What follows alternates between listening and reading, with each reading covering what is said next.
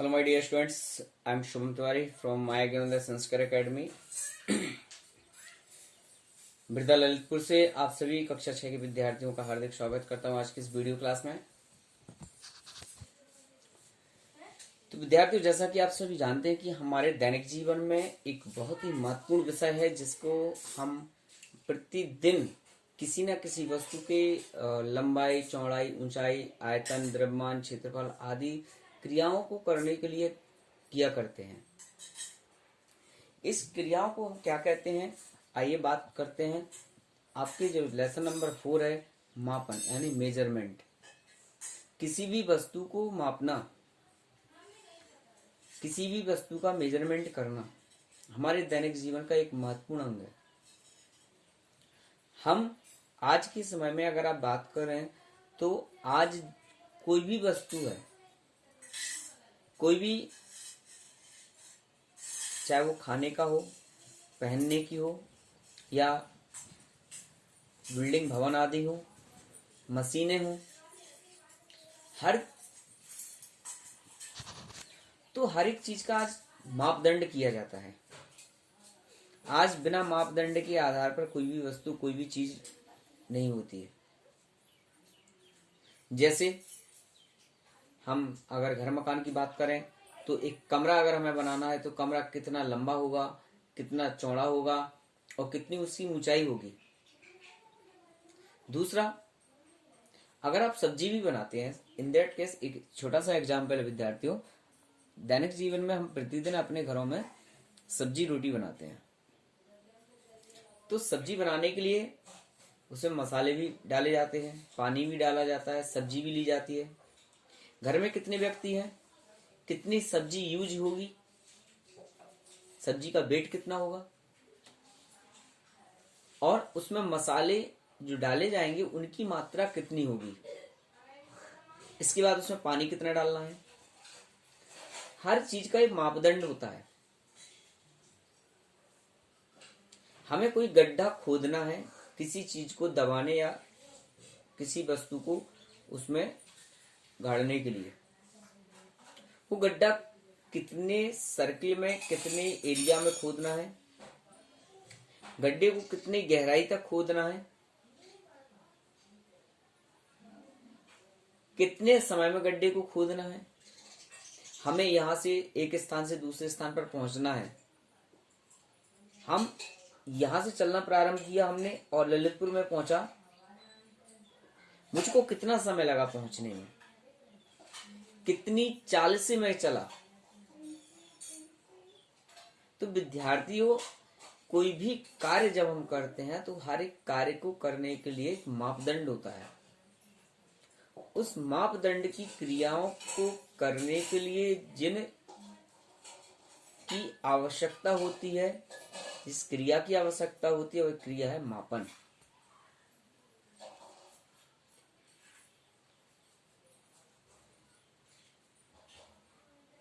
अब जब हमारे पास मापन तो करना है परंतु मापन से संबंधित कोई जानकारी नहीं है तो मापन कैसे हो। आप लोगों ने भी देखा होगा, और इस लेसन की बात करें तो यहां से स्कूल कितनी दूरी पर स्थित है। एक दुकान पर मैं गया, मैंने कहा चीनी दे दीजिए, उसने मुझे कितना चीनी तौल करके दिया।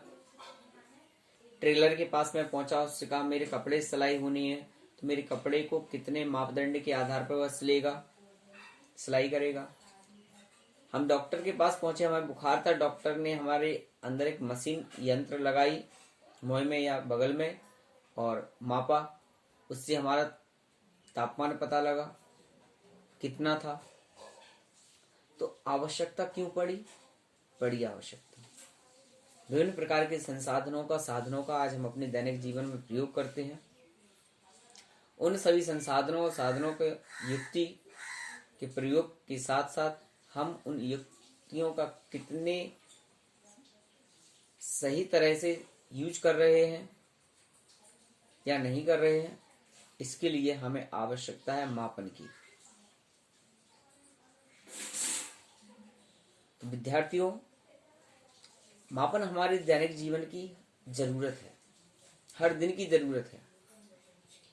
ऐसे अनेक अवसर आते हैं, ऐसे अनेक टाइम आता है जब हम लंबाई दूरियां मापने की आवश्यकता होती है। कई बार ऐसा भी होता है कि समय मापने की आवश्यकता होती है। कई बार ऐसा होता है वस्तु के द्रव्यमान को मापने की आवश्यकता होती है।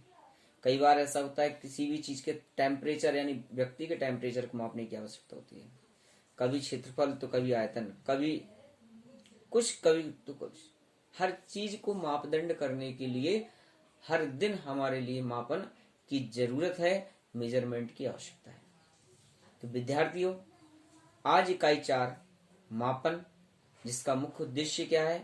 पहला है मापन की आवश्यकता क्यों। लंबाई, द्रव्यमान, क्षेत्रफल, आयतन, समय, ताप के मापन व उनके उपकरण, अर्थात किस प्रकार की वस्तु को, किस प्रकार के पदार्थ को हम किस तरह की उपकरण से मापते हैं। इसके बाद मापन में विभिन्न युक्तियों का प्रयोग, अर्थात the system of measurement in human life, मानव जीवन में मापन की पद्धतियां इस पाठ की एक मुख्य उद्देश्य है। इन उद्देश्यों को लेकर के इस लेसन के प्लान को हम आगे बढ़ाते हुए चर्चा करेंगे। तो चर्चा का पहला विषय था मापन की आवश्यकता क्यों है। तो विद्यार्थियों, जैसा कि अभी मैंने आपसे पूर्व में चर्चा की कि मापन क्या है, मापन की आवश्यकता क्यों है, तो मैंने आपको संक्षेप में बताया मापन की आवश्यकता क्यों है। पुनः एक बार फिर 2 लाइन में इसका उत्तर हम आपको देते हैं कि मापन की आवश्यकता क्यों है। आज हमारे दैनिक जीवन में हम सभी को प्रतिदिन मापन की आवश्यकता है। क्यों? कभी हमें लंबाई मापना है तो कभी चौड़ाई, कभी ऊंचाई, कभी किसी वस्तु का आयतन तो कभी किसी वस्तु का भार,